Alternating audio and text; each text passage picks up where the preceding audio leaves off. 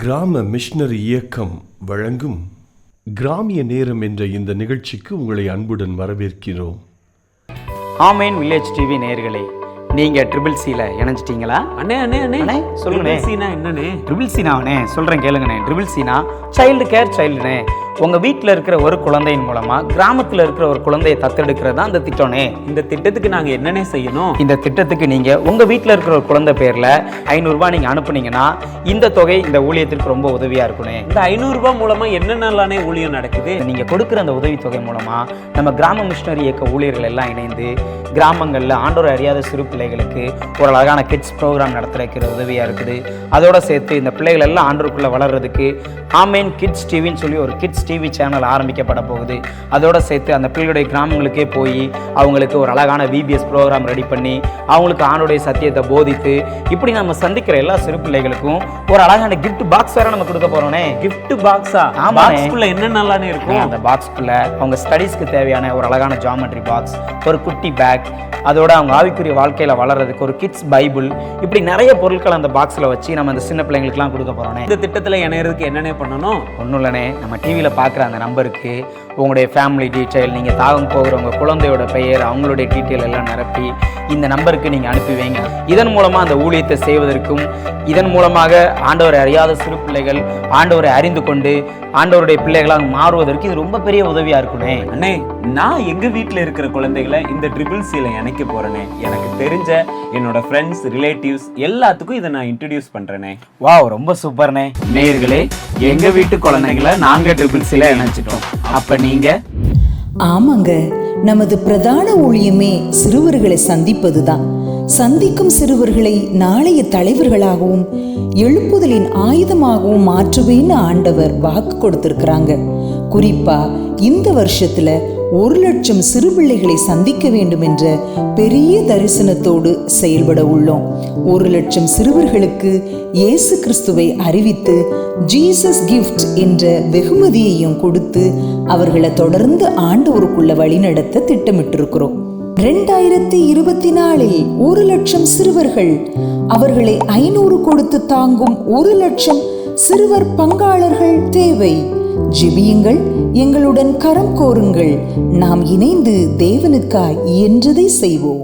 தாளந்துகளை பயன்படுத்தினா ஆண்டவர் சந்தோஷப்படுவார், ஆண்டோடைய நாம மகிமைப்படும். பரலோக ராஜ்யத்துல பாவிகள் ரட்சிக்கப்பட்டதுனால சந்தோஷம் ஒவ்வொரு நாளும் உண்டாகும். அற்புதம் எங்கிருந்தோ வரும்னு நினைக்காதீங்க, அற்புதமே உங்க கையில தான் இருக்குதுங்க. உங்களுக்கு ஒரு தாளந்து கொடுத்துருக்கிறாரா, அதுல ஒரு பிளான் இருக்கும், அதுல ஆண்டவர் ஒரு திட்டம் வச்சிருப்பார். இன்றைக்கு எழுப்புதல் இல்லாததற்கு காரணம் என்ன தெரியுமா? நீ உனக்கு கொடுக்கப்பட்ட ஸ்பெஷல் தாளந்துகளை ஆண்டவருக்காக நீ உபயோகிக்கல. இயேசு கிறிஸ்துவின் இனி நாமத்தினாலே கிராம மிஷனரி இயக்க குடும்பத்தின் சார்பாக கிராமிய நேரம் என்ற அந்த நிகழ்ச்சிக்கு உங்களை அன்போடு கூட வரவேற்கிறேன். எனக்காக நாங்கள் செய்து வருகிற ஊழியத்திற்காக உங்களுடைய தனி ஜெபங்களிலே, குடும்ப ஜெபங்களிலே எங்களுக்காக ஜெபித்து கொள்ளும்படி நாங்கள் அன்பாய் வேண்டுகிறோம். அல்லேலூயா. ஜெபத்தை கேட்கிறவர், ஜெபத்திற்கு பதில் கொடுக்கிறவர் கட்டாயமாக உங்கள் ஜெபத்தை கேட்ட ஆண்டவருடைய எங்கள் ஊழியத்துடைய எல்லைகளை விரிவாக்கி அருள்வார். அல்லேலூயா. இடத்துல 1 மணி நேரம் மாத்திரம் ஊழியம் செய்கிற 1 மணி நேர மிஸ்டரிகள் இருக்கிறார்கள். நற்செய்தியாளர்கள் அநேகர் எங்களோடு இணைந்து ஊழியம் செய்கிறார்கள். ஒருவேளை இந்த செய்தியை கேட்கிற நீங்கள் யாராக இருந்தாலும் சரி, ஒரு நாளைக்கு 1 மணி நேரம் நீங்கள் ஃப்ரீயாக இருக்கீங்களா? நீங்கள் என் கூட தொடர்பு கொள்ளுங்க. நீங்கள் இருக்கிற பகுதிகளில் 1 மணி நேரம் மிஸ்டரியாக எங்களோடு இணைந்து ஊழியம் செய்யலாம். உங்கள் மூலியமாகவும் ஆண்டு பெரிய காரியங்களை செய்வார். நீங்கள் பகுதி நேரமாக இருக்கிற பகுதிகளில் எங்களுடைய ஊழியத்துடைய நற்செய்தியாளராக எங்களோடு இணைந்து நீங்கள் ஊழியம் செய்யலாம். இப்பொழுது உங்களோடு கூட ஆண்டுடைய சமூகத்தில் பேசும்படி ஆண்டுடைய சமூகத்தில் நான் ஜெபித்த போது ஆண்டவர் உங்கள் ஒவ்வொருவருக்கும் எனக்கும் ஏதோ ஒரு விசேஷத்தை தாளந்துகளை ஆண்டு கொடுத்திருக்கிறார். ஆண்டவரிடத்துலேருந்து தாளந்துகளை வாங்கிட்டு அதை நீங்கள் எப்படி பிரயோஜனப்படுத்துறீங்க, இதுதான் ஆண்டுடைய வார்த்தை. அருமையான இந்த செய்தி கேட்கிற சகோதர சகோதரியே, ஆண்டவர் உங்களுக்கு கொடுத்திருக்கிற தாளந்துகள் எத்தனை? அந்த தாளந்துகளை நீங்கள் பயன்படுத்துறீங்களா, சும்மா வச்சிருக்கீங்களா? தாளந்துகளை பயன்படுத்தினா ஆண்டவர் சந்தோஷப்படுவார், ஆண்டோடைய நாம மகிமைப்படும். பரலோக ராஜ்யத்துல பாவிகள் ரட்சிக்கப்பட்டதுனால சந்தோஷம் ஒவ்வொரு நாளும் உண்டாகும். அல்லேலூயா. பயன்படுத்தாமல் சும்மாவும் வச்சுருக்கலாம். நீங்கள் எப்படி இருக்கீங்கன்னு தெரில. 25 வருஷமாக ஏசப்பாவை நான் பிரசங்கம் பண்ணுறேங்க. எனக்கு ஆண்டவர் கொடுத்த தாளந்துகள், நான் ஊழியம் இயேசுவை ஏற்றுக்கொள்ளும் போது ஆண்டவர் எனக்கு கொடுத்த தாளந்து என்ன? எனக்கு கொடுத்த உயிர் தாங்க தாளந்து. 6 மாசத்துல செத்து போயிருவேன்னு சொல்லி டாக்டர் கைவிட்டு விட்டார். ஏசப்பா எனக்கு உயிர் கொடுத்துட்டார்ல. நீங்கள் சாகுறவனுக்கு போய் உங்களுக்கு என்ன வேணும் அப்படின்னு கேட்டால் அரசாங்க வேலை வேணும்னா கேட்பான். எனக்கு கடன் பிரச்சனை தீரணும்னு நான் சொல்லி கேட்பான். டாக்டர்கள் ஃபியூ டேஸில் நீங்கள் இறந்து போயிடுவீங்க, ஃபியூ மந்த்ஸில் இறந்து போயிடுவேன்னு சொல்கிறவங்களுக்கு அவங்க என்ன கேட்பாங்க? எனக்கு ஜீவன் கொடுத்தா போதும். அதுதான் விசேஷித்த தாளந்து. அல்லேலூயா. அது ஒரு வரம் பாருங்க. ஆண்டவர் எனக்கு கொடுத்தாருங்க. ஏசப்பா எனக்கு கொடுத்த அந்த உயிர் டாக்டரால் கைவிடப்பட்டு ஏசப்பா எனக்கு அற்புதம் செஞ்சார்ல, ஜீவனை கொடுத்தார்ல. டாக்டர் மறுபடியும் செத்து போயிருவேன்னு சொல்லி சர்டிஃபிகேட் கொடுத்த டாக்டரை பார்த்தப்ப வியாதி இருந்ததுக்கான சின்ன அறிகுறி கூட இல்லைன்னு சொல்லிட்டார். எத்தனை பெரிய சந்தோஷங்க. ஆண்டவர் எனக்கு கொடுத்த உயிர் தாங்க தாளந்துகள். உயிருள்ள நாளெல்லாம் ஆண்டவருக்காக ஊழியம் செய்யணும்னு சொல்லி என் வாழ்க்கையை ஆண்டவருக்காக ஒப்பு கொடுத்தேன். ரிசல்ட் என்னங்க? கிராம மிஷனரி இயக்கம் என்ற ஒரு ஸ்தாபனம் உருவாகி இருக்கிறது. தாய் தகப்பனற்ற பிள்ளைகள், பேர் தெரியாத பிள்ளைகளை தகப்பனாக இருந்து நான் அவர்களுக்கு மீது அன்பு செலுத்தி அவளை வளர்க்க ஒப்பு கொடுத்திருக்கிறேன். ஆயிரக்கணக்கான கிராமங்களில் சுவிசேஷத்தை அறிவித்திருக்கிறோம். அநேகருக்கு ஜெபம் பண்ணுகிறோம். இந்த ஜெபத்தை கேட்டு ஆண்டவர் அற்புத அடையாளங்களை செய்கிறார். தம்முடைய வசனத்தை உறுதிப்படுத்துகிறார். எனக்கு கொடுத்த தாளந்தான் நான் ஏசப்பாவுக்காக கொடுத்துட்டேங்க. எத்தனை ரிசல்ட் பாருங்க. இந்த செய்தியை கேட்கிற சகோதரனே சகோதரியே, உங்களுக்கு ஒரு தாளந்து கொடுத்துருக்கிறாரா, அதுல ஒரு பிளான் இருக்கும். அதுல ஆண்டவர் ஒரு திட்டம் வச்சிருப்பார். எப்பயுமேங்க ஆண்டவர்கிட்ட கண்கள் உங்களை தேடிக்கிட்டே இருக்கும். உங்கள்கிட்ட என்ன தாழ்ந்திருக்கோ அதை எப்படியாவது தனக்காக பயன்படுத்தும்படி அவர் ஒரு பிளான் வச்சுக்கிட்டே இருப்பார். நான் அடிக்கடி சாரிபாத்தி உதவியை குறித்து எல்லா இடத்துல பிரசங்கம் பண்ணுறேன். சாக போகிறாவ தானும் தன் பிள்ளையும் சாப்பிட்டுட்டு சாக போகிறது கொஞ்சோண்டு மாவு கொஞ்சம் எண்ணெய் வச்சுருக்குறாங்க. அது மேலே என் ஆண்டவர் ஒரு கண்ணு வச்சிருக்கிறாரு பாருங்க. அந்த தாழ்ந்த எனக்காக அந்த சாரிபாத் விதவை பயன்படுத்துகிறா. நான் அவளை பிளஸ் பண்ணிட்டு போகிறேன். நான் எப்பயுமே சொல்லுவேங்க, இந்த செய்தியை கேட்குற உங்களுடைய வாழ்க்கையில் ஏதோ ஒரு அற்புதம் தேவை இருக்குதா? அற்புதம் எங்கிருந்தோ வரும்னு நினைக்காதீங்க. அற்புதமே உங்கள் கையில் தான் இருக்குதுங்க. என் கையில் அற்புதம் இருக்குதான்னு கேட்குறீங்களா? உங்கள் கையில் என்ன இருக்குதோ அதை ஆண்டவருக்காக கொடுத்தீங்கன்னா அற்புதம் அங்கே தாங்க தொடங்கும். Hallelujah. Miracle is in your hand. Amen. என் கையில் தாங்க அற்புதம் இருக்குது. உங்களுக்கு என்னெல்லாம் அற்புதங்கள் தேவை இருக்குதோ அது உங்களுடைய கைகளில் தான் இருக்குது. சாரிபாத்து கைகளில் இருக்கிற அந்த சின்ன அடை தாங்க அந்த அற்புதத்தை கொண்டு வருகிற பெரிய வெப்பன்ஸுங்க, தாளந்துகள்ங்க. அதை ஆண்டவருக்காக அவள் தன்னுடைய பங்காக ஒரு சின்ன பங்காக கொடுத்த போது அவளுடைய குறைவுகளை எல்லாம் நிறைவாக்கினார். பஞ்சகாலம் தீர் மற்றும் என் ஆண்டவர் அவளை ஆசீர்வதிக்கிறார். அருமையான தேவனுடைய பிள்ளைகளே, உங்கள்கிட்ட என்ன தாளந்துகள் இருக்குது? உங்களுக்கு இப்போ நீங்கள் உயிரோடு இருக்கிறதே ஒரு தாளந்து தான். சொந்த வீட்டில் இருக்கீங்களா, இல்லை வாடகை வீட்லையாவது குடியிருக்கிறீங்களா? வாடகை உங்களால் கட்ட முடியுது இல்லைங்க, இல்லை சொந்த வீடு கட்டி அங்கே ஜீவிக்கிறீங்களா? அது ஒரு பெரிய தாளந்துகள். உங்களுக்கு ஏதாவது 2 வீலர் வாகனம் வச்சுருக்கீங்களா? அது ஒரு தாளந்து. கார் வச்சுருக்கீங்களா? அது ஒரு தாளந்து. நல்ல ஒரு அரசாங்க வேலையோ இல்லை பிஸ்னஸ் மேனாக இருந்தால் நல்ல உங்களுக்கு பிஸ்னஸ் நடக்குதா? அது ஒரு தாளந்துகள். அந்த தாளந்துகளை ஏசப்பாவுக்காக நீங்கள் கொடுக்கணுங்க. கொடுத்தா உங்களுக்கும் ஆசீர்வாதம், உங்கள் மூலியமாக ஆயிரக்கணக்கான ஜனங்களுக்கும் அந்த ஆசீர்வாதங்க. ஆமென். அல்லேலூயா. பாருங்க, 5 அப்போ 2 மீன் ஒரு சிறு பையன் வச்சிருக்கிறான். அவனா வச்சு யூஸ் பண்ணானா அவன் வயிறு நிறையுங்க. 5 அப்போ 2 மீன் உங்கள் கைகளில் இருக்கிறத ஏசப்பா கைகளில் கொடுத்து ஆயிரங்களுக்கு பிரயோஜனமாக மாற்றிடுவார். பாருங்க, நான் ஏசப்பா எனக்கு ஜீவனை கொடுத்து என் கண்ணீரை துடைச்சார். என் கண்ணீரை துடைத்த ஆண்டவர் ஒரு முறை எனக்கு முன்பாக தரிசனம் ஆனார். அழுது கொண்டே இருக்கிற அந்த இயேசுவின் கண்களை நான் பார்த்தேன். உலகத்தில் உள்ள எல்லா ஜனங்களுக்கு அவர் அழுகிறார். அவர் அழுகும்போது தன் பாரங்களை சொல்லி சொல்லி அழுகிறார். நானே தேவன், என்னை தவிர வேற தேவர்கள் இல்லை.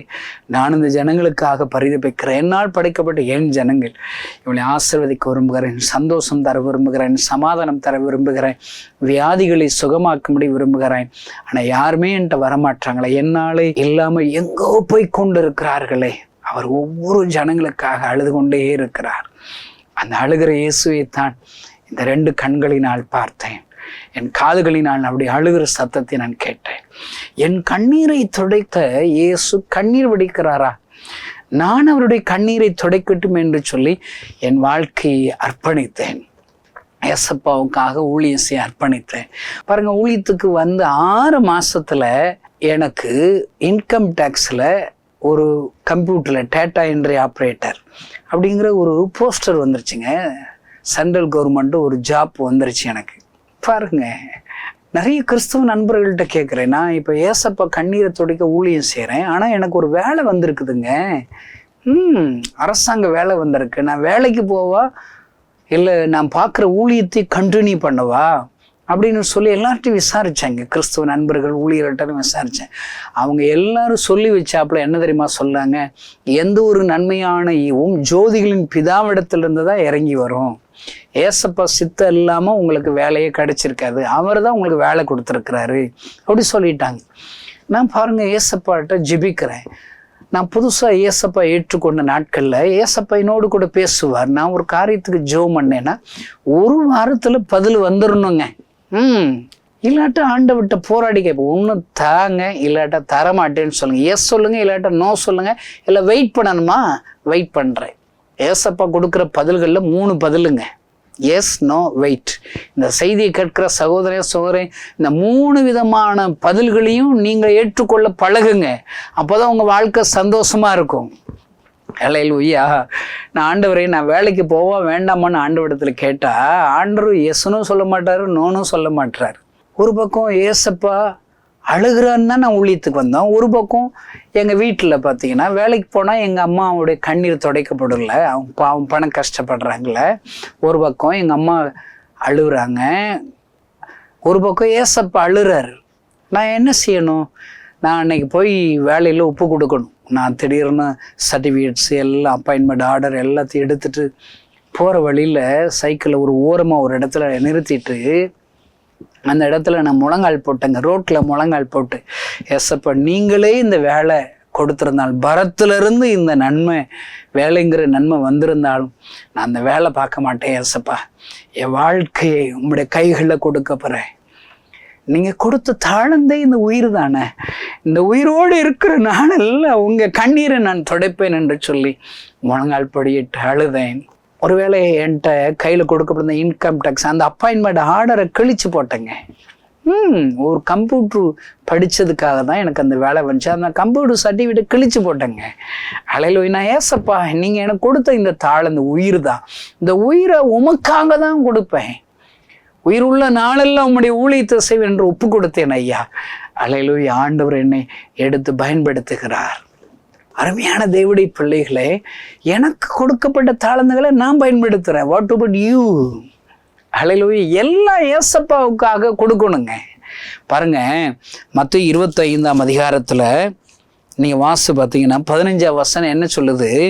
அவனவனுடைய திறமைக்கு தக்கதாக ஒருவனிடத்தில் 5 தாளந்து, ஒருவனிடத்தில் 2 தாளந்து, ஒருவனிடத்தில் 1 தாளந்துகள் கொடுத்து உடனே பிரயாணப்பட்டு போனான். பாருங்க, 3 பேருக்கு தாளந்துகளை பிரித்து கொடுக்குறாங்க. 3 பேருக்கும் தாளந்து கிடைச்சிருதுங்க. யாருக்குமே தாளந்து இல்லைன்னு சொல்லலை. என்கிட்ட இருக்கிற தாளந்துகளில் 8 தாளந்து இருக்குது. ஒருத்தனுக்கு 4, இன்னொருத்தன் 4 கொடுத்துட்டேன். ஐயோ உனக்கு இல்லையாப்பா அப்படின்னு சொல்லி விடவே இல்லை. அதாங்க ஆண்டோடைய இருதயம். இந்த செய்தியை கேட்கிற சகோதரனே, இந்த உலகத்திலேயே நீ ஒரு தனித்துவமான ஒரு மனுஷி. உன்னிடத்துல ஏதோ ஒரு ஸ்பெஷல் இருக்குதுங்க. தாழ்ந்து அதுதான் ஆண்டவர் உனக்காக கொடுத்தது. அதை நீ ஏசப்பாவுக்காக நீ பயன்படுத்தணும். லட்சங்கள் உன் மூலியமா ஆண்டவர் அண்டையிலே வந்து விடுவார்கள். அல்லேலூயா. பாருங்க, என்ன ஒரு ஆறுதல் தெரியுமாங்க? 3 பேருக்கும் தாளந்துகளை பிரிச்சு கொடுக்குறாங்க. 5 தாளந்து ஒருத்தருக்கு, 2 தாளந்து ஒருத்தருக்கு, 1 தாளந்து ஒருத்தருக்கு. இப்ப இந்த 3 பேரும் பாருங்க, அவங்கவுங்க தாளந்துகளை பெருக்கணும். என்கிட்ட குறையா இருக்குதுன்னு சும்மா இருந்துடக்கூடாது. இன்னும் இன்னைக்கு இருக்கிற நிறைய பேருங்க குறையா வச்சிருக்கவங்க நிறைய இருக்கிறவங்ககிட்ட கம்பேர் பண்ணிக்கிட்டே இருக்குது. அவங்கள போல என் வீடு இல்லையே, அவங்கள போல சம்பாத்தியம் இல்லையே, அவங்கள கம்பேர் பண்ணி ஓடாத. உன் சமாதானம் போயிரும், உன் தூக்கம் போயிரும். ஆண்டவர் எனக்கு கொடுத்தது போதுமப்பா. பைபிள் வசனம் என்ன தெரியுமா சொல்லுது? கர்த்தருடைய ஆசீர்வாதமே ஐஸ்வரித்து அதனுடைய வேதனையை கூட்டார். எனக்கு ஆண்டவர் இவ்வளவு கொடுத்துருக்கிறாருப்பா. இந்த தாளந்து நம்ம பயன்படுத்தணும். ஊழியக்காரனாகிய நான் ஏசப்பா ஊழியத்தை செய்யும்போது புது வருஷ செய்திக்காக வாக்குத்தத்த செய்தி எல்லாரும் சொல்றாங்களே எனக்கு தாங்கன்னு சொல்லி ஏசப்பா இடத்துல ஜெபம் பண்ணா, ஏசப்பா எனக்கு என்ன தெரியுமா சொன்னார்? வாக்குத்தத்தம் கொடுக்கல, ஆண்டு ஒரு எச்சரிப்பின் செய்தி எனக்கு கொடுத்தார். என்ன தெரியுமா?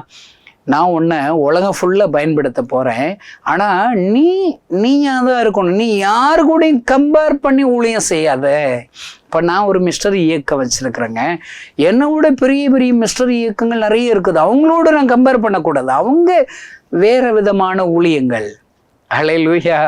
எனக்கு கொடுக்கப்பட்ட கிருபையினாலே நான் ஊழியம் செய்யணும். என்னை விட பெரிய ஊழியக்காரர்களை நான் யோசித்து பார்த்தேன். அவங்கள போல நான் பிரசங்கம் பண்ணணும், அவங்கள போல நான் பேர் சொல்லி அழைக்கணும். அது அவங்களுக்கு கொடுக்கப்பட்ட யூனிக்கு ஒரு பெரிய ஒரு வரம், கிஃப்ட், ஸ்பெஷலுங்க.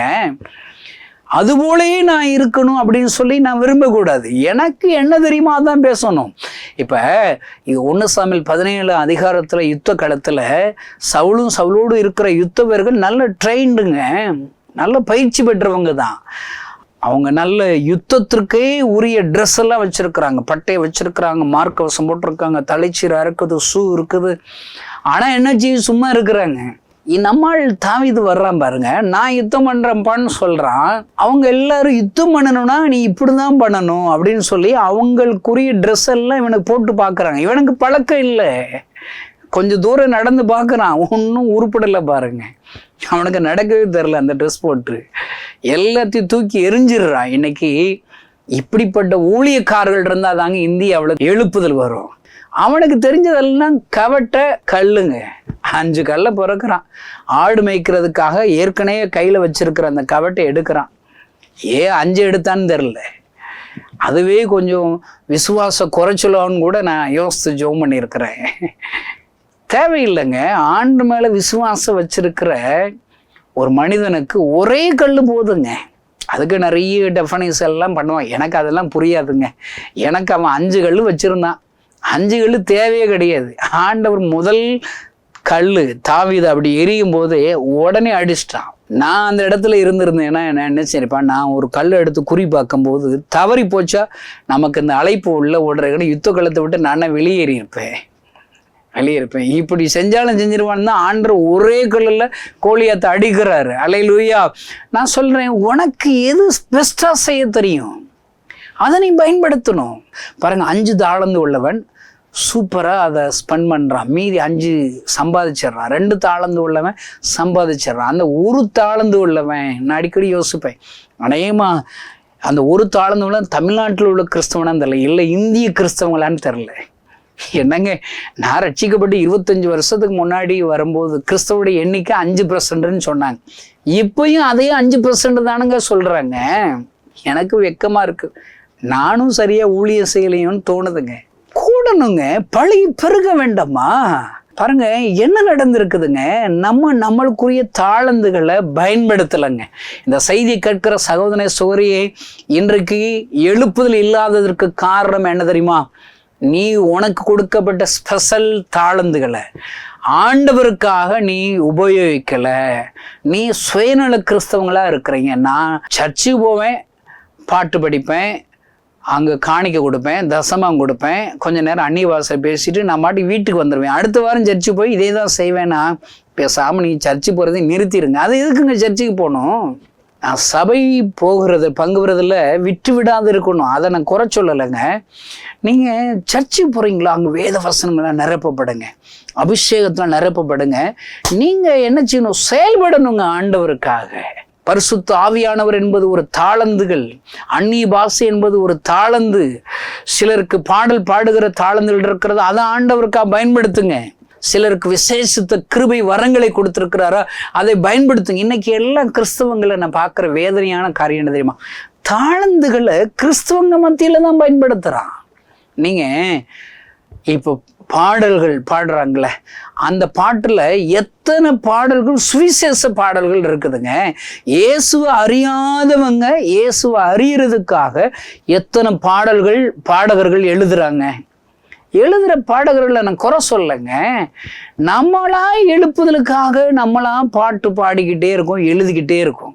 ஒரு 100 பாடல் வெளிவருதுன்னா 90 பாடல்கள் நமக்கு நாமே எழுப்புதல் அடைவதாங்க பாட்டு பாடுறோம் இல்லைங்க. 90 பாட்டு இயேசுவை அறியாதவங்க இயேசுவை அறிவதற்காக பாடணும். பாருங்க, இப்ப கிராமத்துக்கு போறோம், ஒரு தெருவில் நின்று ஒரு பாட்டு பாடணுங்க. என்ன பாட்டு ஏதாவது டக்குன்னு உங்களுக்கு வருதாங்க? நாங்கள் அந்த காலத்தில் ஒரு பாடுவோம், அற்புதர் அற்புதர் ஏசு அற்புதர். பார்த்தீங்களா, இப்படி ஒரு பாட்டு இல்லையேங்க. இன்னொரு பாட்டு, வருவாய் தருணம் இதுவே அழைக்கிறாரே. அழகா இருக்குது பாருங்க. ஆமென். எல்லாரும் வாங்க, ஏசு உங்களை அழைக்கிறார். இப்படி ஒரு காஸ்பல் பாட்டு அருமையான பெர்கமான் செய்ய பாடியிருக்க, என் ஜனமே மனந்திரும்பு. பார்த்தீங்களா, இப்படி பாடல்கள் இன்னைக்கு வரணுங்க. இன்னைக்கெல்லாம் நமக்கு நாமே உற்சாகப்படுத்துகளை எழுப்புதல் பாட்டுகளா பாடுறோம். அருமையான தேவனுடைய பிள்ளைகளே, பாடல்கள் எழுதுகிற தாழ்ந்துகள் இருக்கிறதா?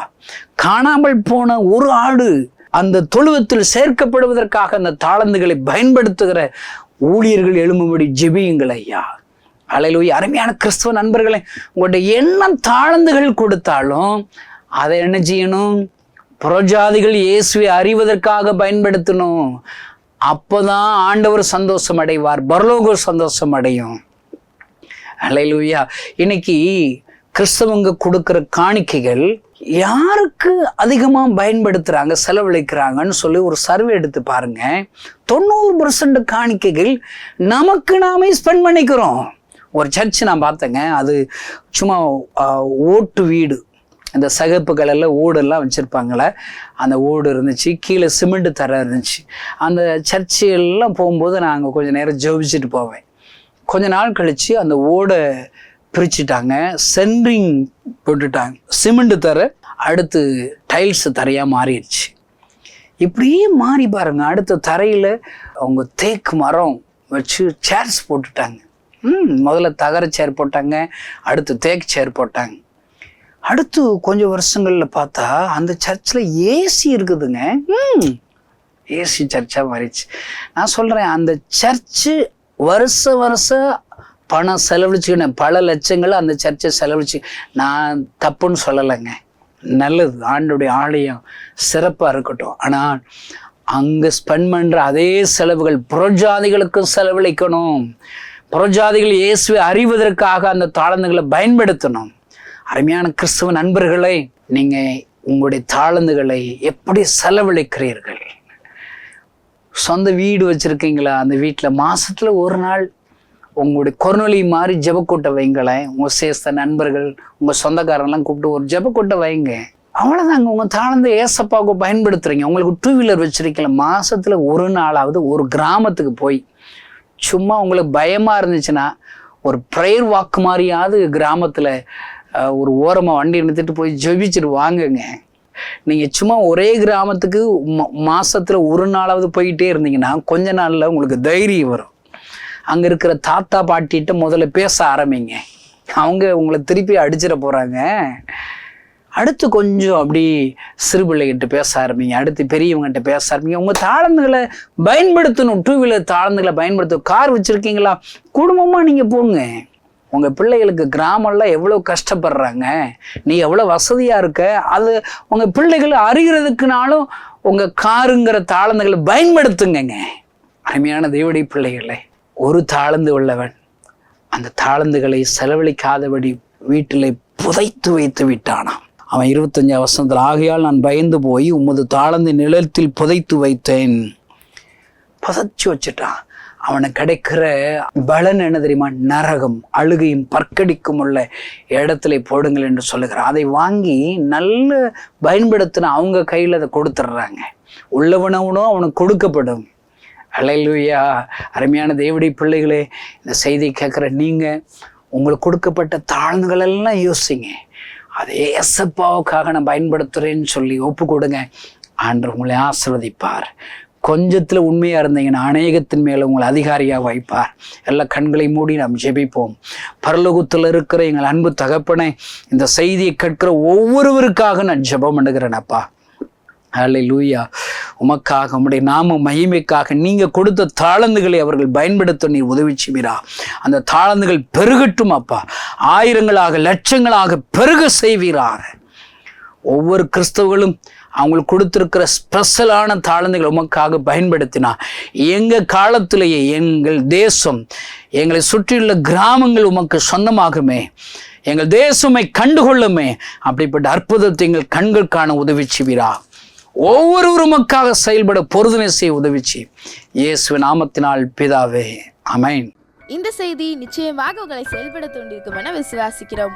நீங்களும் எங்களோடு இணைந்து தேவனுக்காக ஏதாவது செய்ய விரும்புகிறீர்களா? கீழ்கண்ட எங்களது ஊழிய திட்டத்திற்காக ஜெபிக்க முன்வரலாமே. தமிழ்நாடு மற்றும் பிற மாநிலங்களிலும் ஆலயம் கட்ட தேவையாய் உள்ள 1000 கிராமங்களில் இடம் வாங்கி ஆலயம் கட்டப்பட ரூபாய் 5 லட்சமோ அல்லது அதில் ஒரு பகுதியோ கொடுத்து ஆலயம் கட்டி கொடுப்போர் எழும்ப ஜெபியுங்கள். சூனேமியால் எலிசாவுக்கு ஒரு அறை வீட்டை கட்டி கொடுத்தது போல புதிய மிஷனரிகள் தங்கி பயிற்சி எடுப்பதற்கு ரூபாய் 2 லட்சம் கொடுத்து ஒரு மிஷனரி வீட்டை கட்டி கொடுப்போர் எழும்ப ஜெபியுங்கள். நாம் சந்திக்கும் வாலிபர்கள் மற்றும் ஆரம்ப விசுவாசிகளை கிறிஸ்துவுக்குள் வளரச் செய்ய ரூபாய் 300 கொடுத்து முழு வேதாகமும் வாங்கி கொடுப்போர் எழும்ப ஜெபியுங்கள். நாம் பணி செய்யும் 8 மாநிலங்களிலும் உள்ள 880 மிஷனரிகளை மாதந்தோறும் ரூபாய் 10,000 கொடுத்தோ அல்லது இயன்ற காணிக்கையை கொடுத்தோ தாங்குவோர் எழும்ப ஜெபியுங்கள். தமிழ்நாடு மற்றும்